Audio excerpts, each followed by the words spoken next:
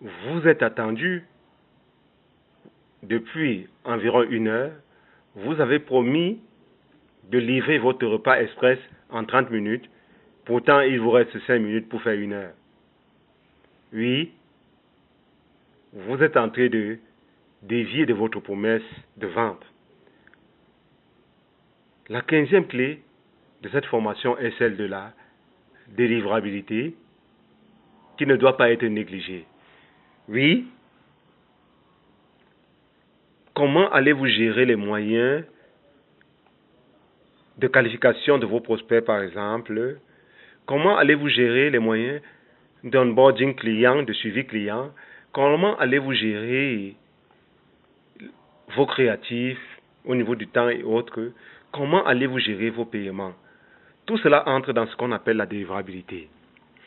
Oui, vous ne devez pas négliger le rendu service que vous avez promis. Même s'il s'agit simplement de l'achat d'une chaussure, un service physique, et vous avez promis une chaussure de 2 kg qui est en cuir, de telle couleur, qui sera acheminée à telle heure, à tel moment, et empaquetée dans tel type de paquet, luisant ou non, de telle couleur, tel jour, à telle heure. Tout cela entre dans ce qu'on appelle la délivrabilité, au niveau peut-être des produits physiques. Au niveau des services, cela va encore un peu plus loin. Mais comment allez-vous gérer ce rendu client? Une des premières clés, une des premières astuces à cette 15e clé est de penser au processus de délivrabilité comme un processus global qui commence même en amont de la communication même déjà sur votre service ou votre produit, se poursuit par la qualification, les retours clients et autres, les rendus clients pour le suivi, qui continue avec la création même de vos produits ou bien même l'acheminement de vos produits, qui continue même par les facilités de paiement, les points de paiement adaptés à votre prospect, à votre client, et qui s'achève le plus souvent non simplement par la réception du colis ou du service, mais surtout qui s'en servent par le suivi. J'irai même plus loin en disant que est-ce qu'il s'achève vraiment? La délivrabilité ne doit plus être négligée dans votre entreprise. Si vous voulez atteindre des résultats efficients, si vous voulez projeter votre entreprise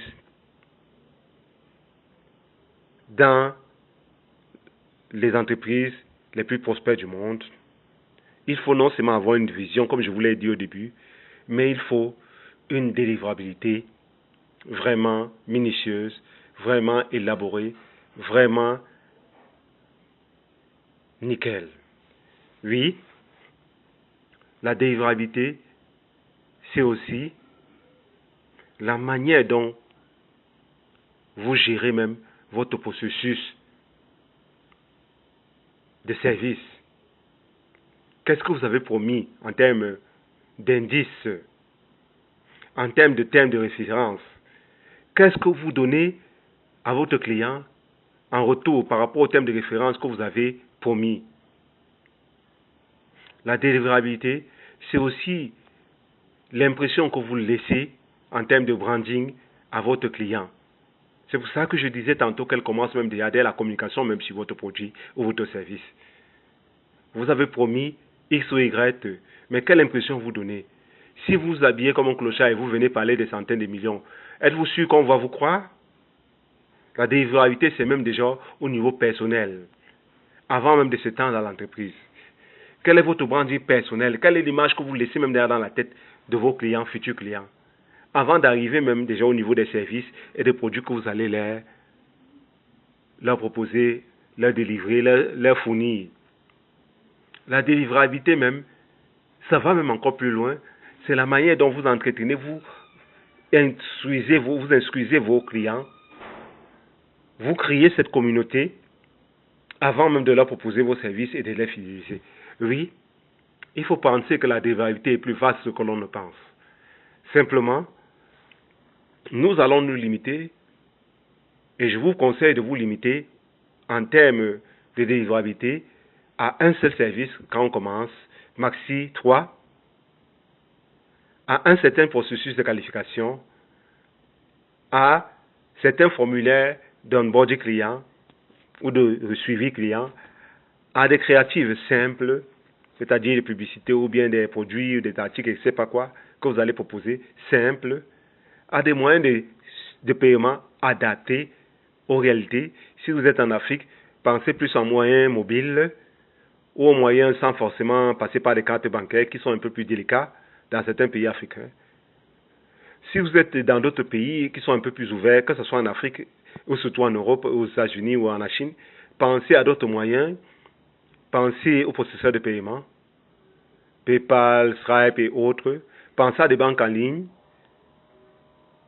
Oui. Et pensez surtout au fait que vous puissiez proposer un service échelonné de paiement, de délivrabilité, même au niveau des autres services que vous proposez, avec certains retours, certaines modifications à vos clients. Oui. Mettez votre confiance, mettez vos clients en confiance et en retour,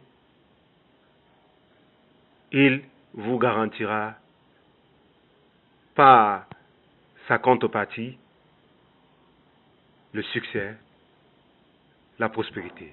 Oui, cela passe par vous, mais également par vos clients. La délivrabilité, c'est une question mentale. Comment vous projetez-vous dès le départ?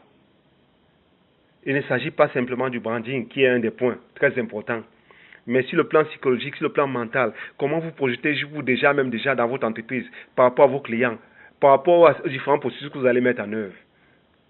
Il faut déjà anticiper sur tous ces points. La délivrabilité, comme je vous disais tantôt, c'est quelque chose, pas simplement de délicat, mais c'est quelque chose de hautement spirituel, mais aussi d'hyper pratique, je dirais même pragmatique. Oui, passer à l'action, réactualiser, revisiter, améliorer au fur et à mesure. Liberty, we gotta free to our liberty. We got to move to our liberty. We gotta come out. Oh, got to move and we got to move to our liberty.